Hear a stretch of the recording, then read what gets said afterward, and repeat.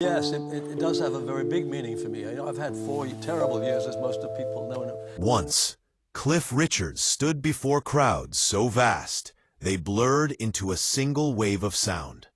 Stadiums vibrated at the power of his voice, and the applause arrived like a physical force. Today, the silence is heavier. Not the silence of irrelevance, but the quiet that follows long endurance. A body that no longer responds the way it once did. A diagnosis that cannot be negotiated. A truth that arrives not as shock, but as confirmation. This is not collapse under pressure. This is the slow, inevitable negotiation with time itself. There are no tears on stage, no public unraveling. The reckoning takes place far from cameras, behind closed doors, where applause cannot soften reality. What unfolds is not a story of defeat. It is the final stage of a long victory, where survival demands surrender. Even legends reach a point where willpower no longer commands the body. The curtain has not fallen abruptly. It has been lowered gradually, almost politely. And now, for the first time, it is being lifted just enough to understand what has been happening behind it. In 2021, Cliff Richard marked his 80th birthday with what became known as the Great 80 Tour. It was not built to prove relevance or physical dominance. It was not designed to compete with younger performers or modern trends.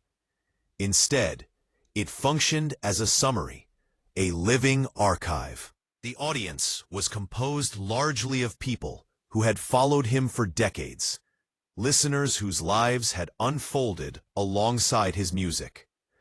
The atmosphere was reflective, almost reverent. This was not a concert series chasing excitement. It was a shared act of remembrance. The performances themselves reflected that intention. The set lists leaned heavily on familiar material. The pacing was deliberate. Movements were measured. Cliff appeared regularly, but avoided the punishing schedules that once defined his touring years.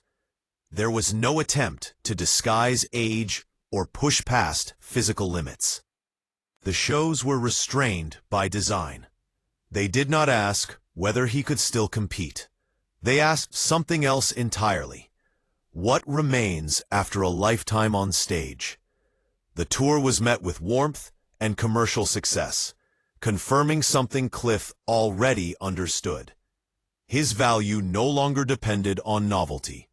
It rested on continuity, on trust built over generations. That trust was further confirmed when plans were announced for a tour of Australia and New Zealand in 2024. Tickets sold out in a matter of days. The speed of demand was not driven by curiosity, but loyalty. Audiences were not chasing something new. They were responding to something enduring. During a press conference in Sydney, Cliff spoke with unusual openness about the limits imposed by age. He did not make promises. He did not project certainty. Instead, he acknowledged doubt. He admitted that he did not know how long he could continue performing, and suggested that the upcoming tour might be his last. There was no sadness in his voice, no theatrical weight. The statement sounded like preparation, not for loss, but for acceptance. He spoke as someone who had already lived fully and was no longer negotiating with fear. Behind the scenes, however, events were already moving in a direction few were aware of. Prior to touring, a routine medical examination was required to complete insurance procedures. During that process, doctors noticed irregular indicators related to his prostate. At first, the findings were cautious rather than alarming. Additional tests were recommended. More examinations followed. Eventually, The results pointed to a clear diagnosis: prostate cancer. Cliff did not make this information public. There was no announcement, no immediate disclosure. Instead, he chose silence. Treatment began quietly. His schedule was adjusted discreetly. Appearances were evaluated carefully. Health took priority over visibility. For over a year, the public remained unaware that one of Britain's most enduring performers was undergoing cancer treatment. Those close to him later explained that the decision to remain private was deliberate. Cliff had experienced the destructive power of uncontrolled media attention in earlier periods of his life. He understood how quickly narratives could escape personal control. This time, he chose a different path. By keeping his diagnosis private, he protected both his recovery and his sense of autonomy. The illness was real, but it did not need to become spectacle. Throughout treatment, Cliff continued to make selective appearances, each one weighed against physical capacity rather than expectation. There was no pressure to maintain constant presence. The priority was stability. Recovery unfolded slowly, without milestones announced to the public. There were no victory statements, no symbolic gestures, only patience. When the treatment process concluded, Cliff eventually confirmed that his condition had improved. Speaking in an interview with Australian television, he explained that doctors had told him the cancer was gone at the moment. He added, without hesitation, that it could return at any time. The phrasing was precise. It rejected finality. There was no declaration of triumph, only realism. He spoke not as a survivor claiming conquest, but as someone aware of uncertainty. After making his health situation public, Cliff began supporting initiatives encouraging early screening for men, particularly those over the age of 50. He did not position himself as an inspirational figure or use the language of battle. His message was practical. He spoke about detection, timing, and responsibility, especially for people who continue working at high intensity while aging. His involvement was grounded in experience, not symbolism. Importantly, Cliff avoided issuing any official statement about retirement. There was no farewell announcement, no final tour declaration. He allowed the future to remain open, shaped by health and personal capacity rather than obligation. Performing was no longer something that needed to be sustained at all costs. It had become optional, conditional.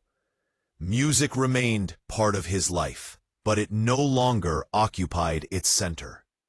At 85, Cliff Richard views his career as a sequence of phases, each serving its purpose. He does not seek to extend the spotlight indefinitely, nor does he orchestrate a dramatic exit. When he speaks about the possibility of stopping, it is not an impulsive decision born of age. It is the conclusion of a journey that began under very different circumstances, with a different name, in a country unprepared for what he was about to bring. To understand this moment, the story must return to its beginning. Cliff Richard was born in 1940 in Lucknow, India, under the name Harry Roger Webb. His family returned to England after the Second World War, settling in Hertfordshire. Britain at the time was rebuilding itself. Resources were limited. Optimism was cautious. Music became an escape from austerity, a way to imagine something brighter. His childhood was filled with the sound of radios and records played in the family home. His parents were not artists, but music was constant. American recordings slowly filtered into British households, carrying rhythms and attitudes unlike anything produced locally. These sounds stood in contrast to traditional British music. They felt rebellious, energetic, and alive. By the late 1950s, Harry Webb was performing in small venues around London. These were not prestigious stages. They were makeshift spaces with limited equipment and young audiences hungry for something different. It was there, amid feedback and crowded rooms, that he realized a transformation was necessary. To step beyond ordinary life, he needed a new identity. In 1958, Harry Webb became Cliff Richard. The name was carefully chosen. Cliff suggested strength and permanence. Richard echoed the influence of American rock pioneer Little Richard. The change was not cosmetic. It was strategic.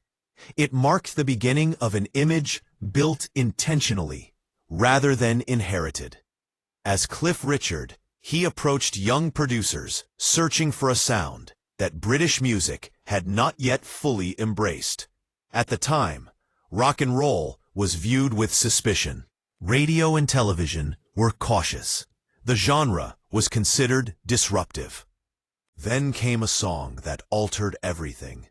Move It was fast, direct, and unmistakably influenced by American rock. It was not expected to define an era. But when it aired on the youth television program, Oh Boy, the reaction was immediate. Audiences responded instinctively. The press followed.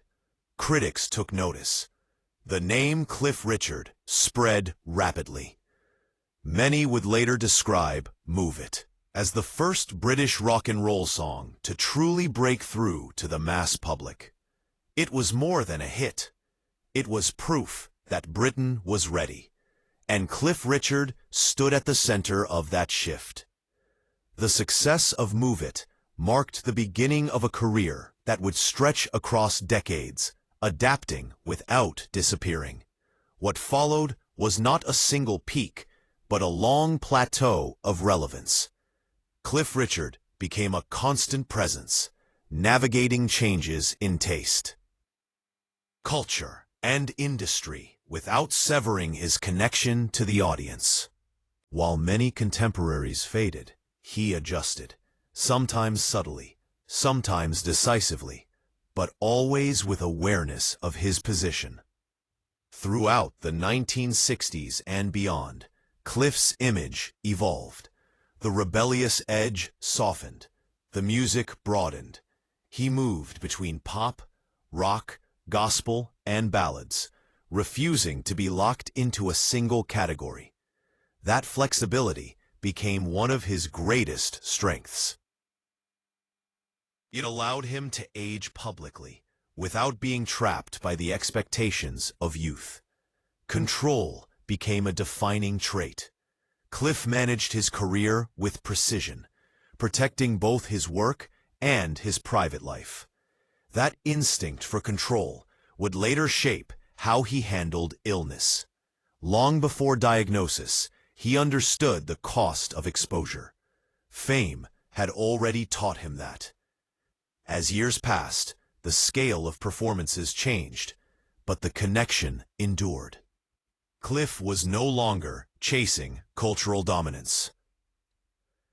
Instead, he occupied a rare position, familiar, reliable, and deeply embedded in the lives of his listeners. His concerts became gatherings of shared history. His songs functioned as markers of time. That history is what made the later silence noticeable. When Cliff reduced appearances, audiences felt the absence, even without explanation.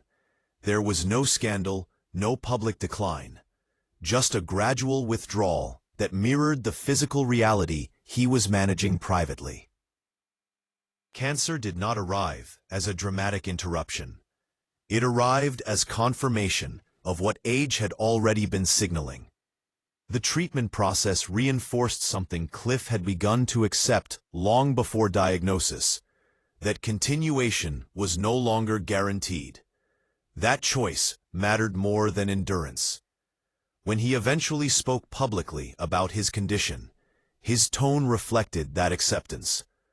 There was no demand for sympathy, no attempt to inspire through suffering. He spoke calmly, acknowledging improvement while refusing certainty. That honesty resonated more deeply than reassurance ever could.